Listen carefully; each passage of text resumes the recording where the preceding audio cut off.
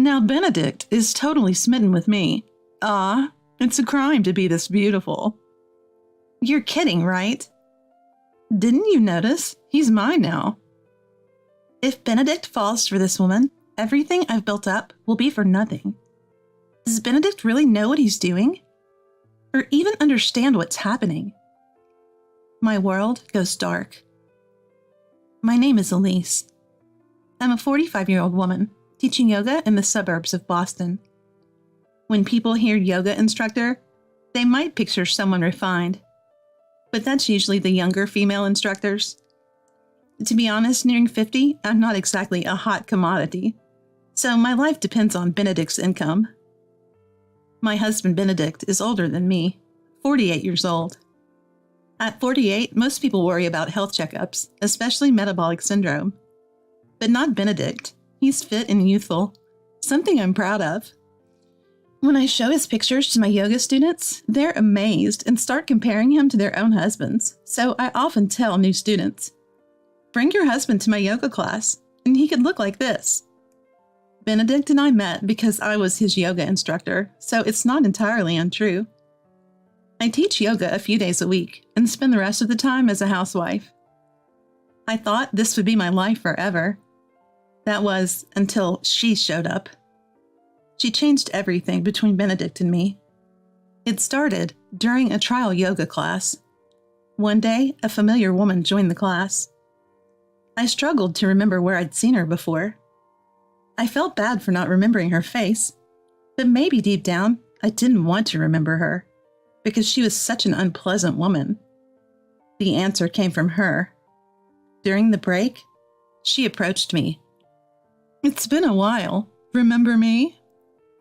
Seeing her malicious smile, I remembered. This woman was Lori, a childhood friend. Lori and I lived close to each other and have gotten along well since we were little, playing together. Lori was cute and popular, even rumored to become an idol someday. But she had another reputation, and Lori's reputation stood out in other ways too. She took things that didn't belong to her, from erasers and umbrellas to dolls, and as we grew older, even someone's boyfriend. Men adored her, but women couldn't stand her. And let's be honest, I was one of those women. We've known each other's families since we were kids, and I was often the victim of her thievery. And now, she's right in front of me.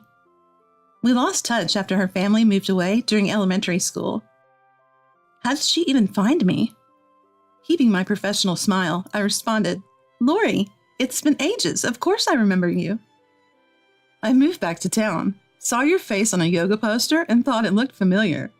But it seems anyone can be a yoga instructor, even you, so I could probably do it too. She hasn't changed a bit. Hearing her words, I knew immediately, and decided not to mention Benedict in my usual class introduction today.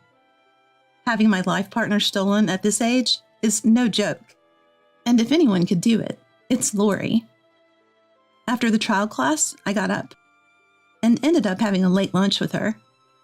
As soon as we sat down, she started bragging about how many men were after her, how she got scouted by a famous talent agency.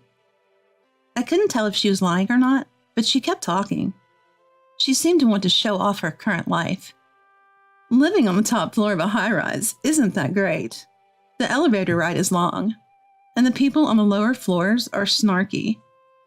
But the worst part is my husband, Joshua. He's an attorney, so the money's good, but he's fat. Thanks to him, I can be a housewife, but it's hard. You couldn't handle it, still teaching yoga at your age? Her face was soaked in smugness. I bet she stole Joshua from someone else, too. I just listened, hoping she'd get bored if I didn't react. I thought that Lori would get bored if she knew I wasn't particularly responsive. Did you get married? Really? What's your husband like? As plain and unimpressive as you? Her words made my blood boil. I felt like she was negating my happy, precious life. And I wanted to see her reaction when she saw Benedict. My husband is 48, but doesn't look it. My students often ask if he's in his 20s. He works for a foreign financial institution, so he makes a decent income. I showed her a picture of Benedict. For a moment, I felt a small victory over Lori, but it was short-lived. Wow, I think I like him. I messed up. That was her signal that she'd found her next target. My momentary feeling of superiority vanished, leaving only regret. But it's okay. She doesn't know where I live or how to contact me. If I keep quiet, everything will be fine. Holding back my rising anxiety, I continued to make small talk with Lori.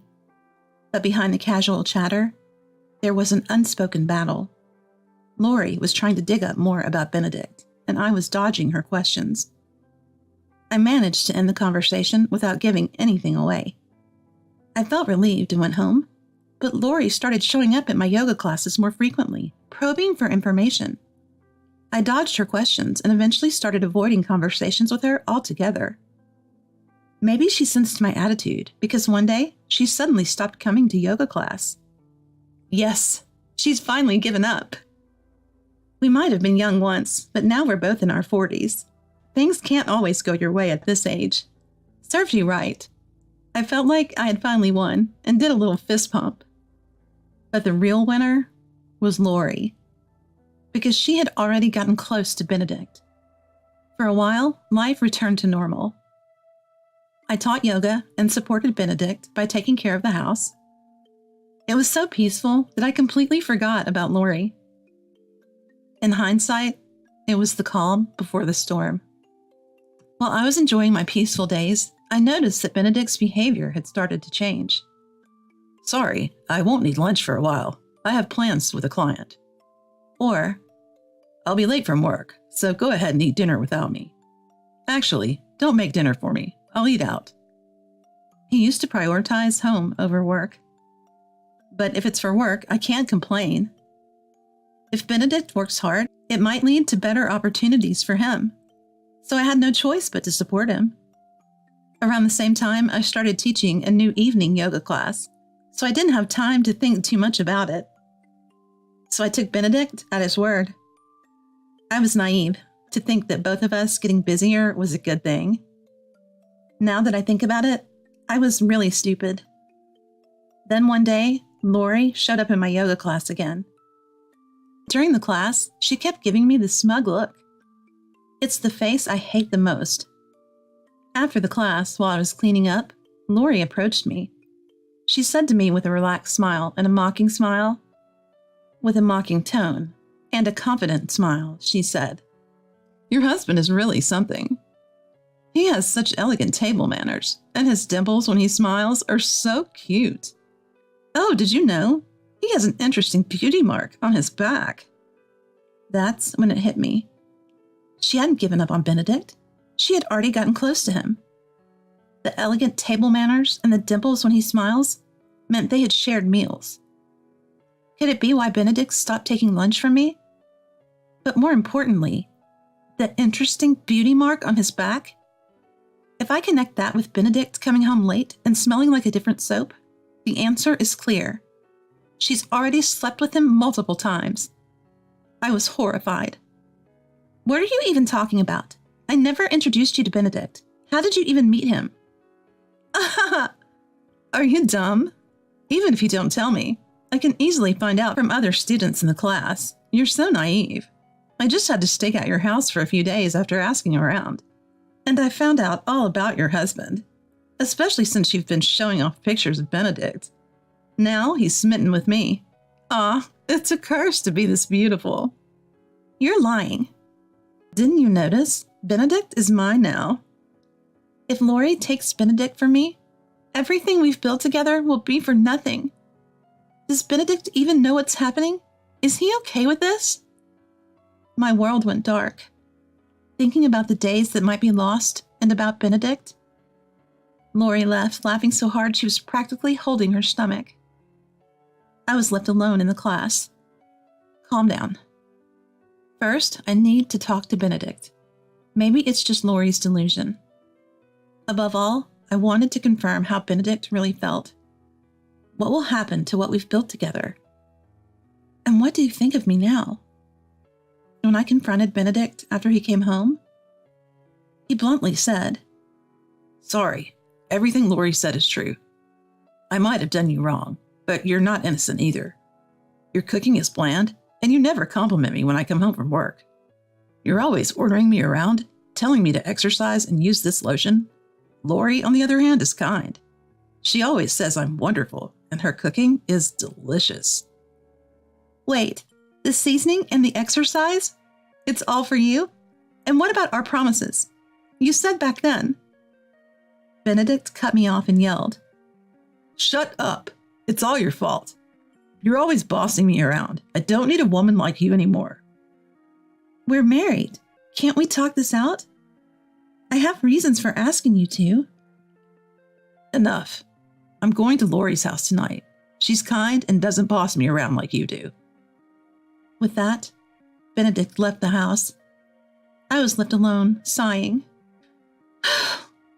I never thought Benedict would feel that way. Sure, I've asked him to do various things. But did he see those as orders? Even though it was all for his sake? Everything I've done for Benedict was just negated by the man himself. But his way of putting it was unfair, blaming everything on me and insisting he's not at fault. And then saying he's going to Lori because she's kind. What is he, a grade schooler? He's almost 50 for crying out loud.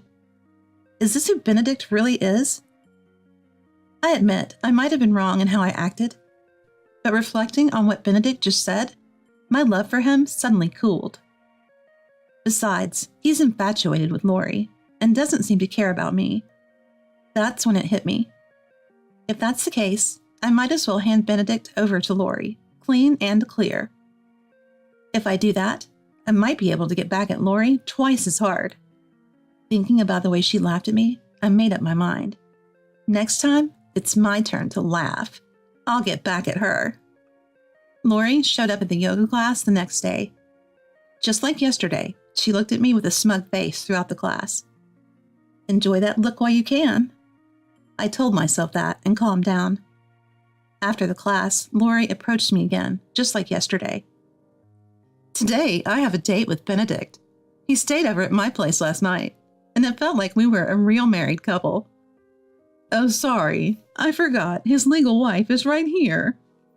If you like Benedict that much, go ahead. He doesn't seem to love me anymore, so you can have him. Lori looked disappointed for a moment, expecting me to show a frustrated face, but it was only for a second. Oh, giving up so soon? Well, he's already smitten with me, so it makes sense.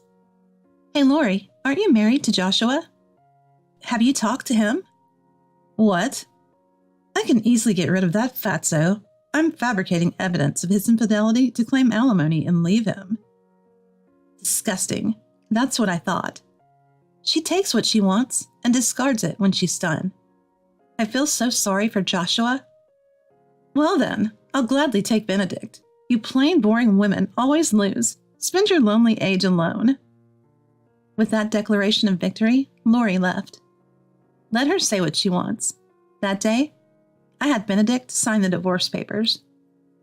He must have already heard about today from Lori. He signed without asking any questions. Watching him, I thought how quickly our happy days had come to an end. But I don't want to have regrets. Before either of us could change our minds, I submitted the signed divorce papers to the court. Now, I'm single. I rented an apartment nearby and started living alone.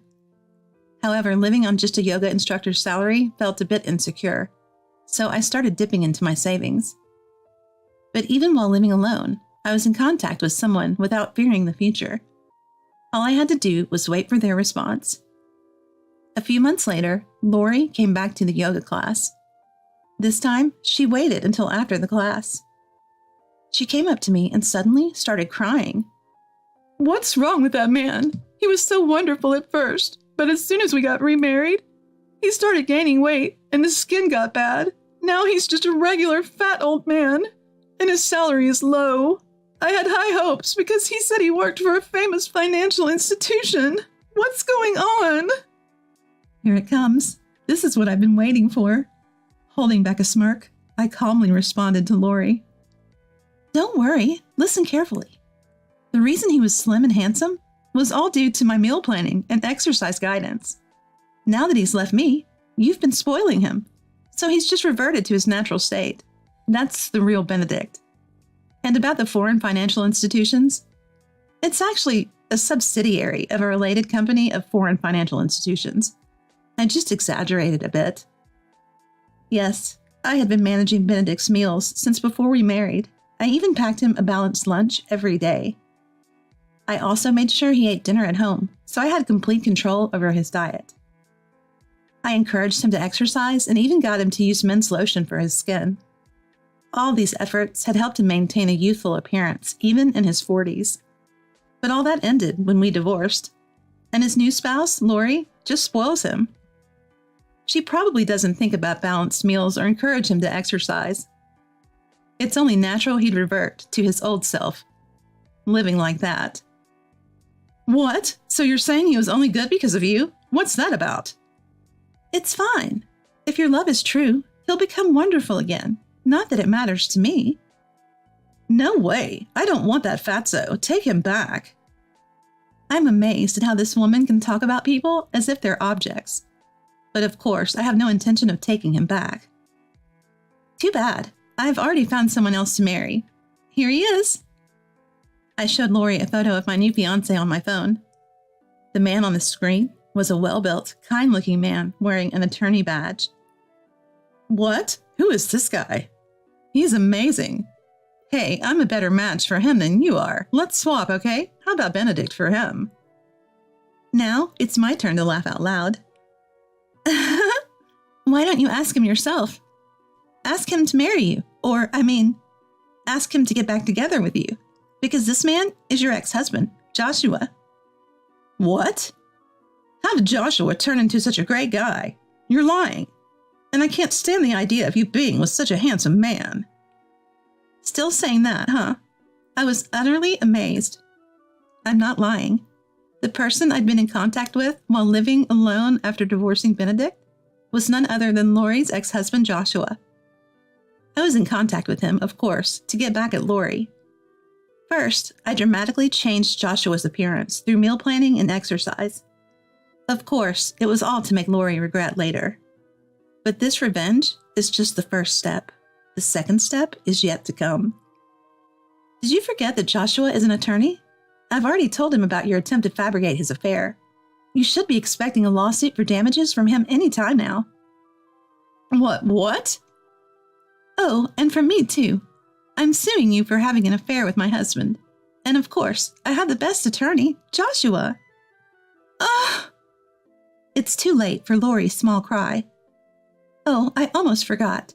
Benedict got his current job through a client from my yoga class. I've told them about this whole mess, and they were really disappointed. Who knows what will happen to Benedict's job now? Lori was speechless. I left her standing there and gracefully exited the class. Serves you right. You've taken so much from me, and now you've even taken away my husband. You got what you deserved. After some time, Lori had to pay a hefty sum in damages due to our lawsuits. She had to sell the luxury apartment she got from divorcing Joshua, and now she and Benedict are living in a cheap apartment. Just like I said, Benedict's salary got even lower due to his demotion, and now Lori has to work too. Some of my yoga students work at the same place as her, so naturally I've told them about Lori. My students are all saying things like, "What a terrible woman, Elise. You've been through a lot. We'll make sure she gets what's coming to her. I can't wait to give her a hard time." As for me, I happily remarried Joshua. Thanks to my dedicated meal planning and exercise guidance, he's undergone a dramatic transformation from his previous overweight condition, and is even featured in magazines now. His legal practice is booming, and he's swamped with work, which is a good problem to have. Unlike Benedict, Joshua listens to my advice and appreciates it, so I'm even more motivated to prepare his meals. Oh, and the luxury apartment Lori had to give up? We're living there now. From the windows of our high-rise apartment, the building where Lori and Benedict live looks so small, it's almost laughable. My revenge is complete. From now on, I plan to live a peaceful and happy life with Joshua.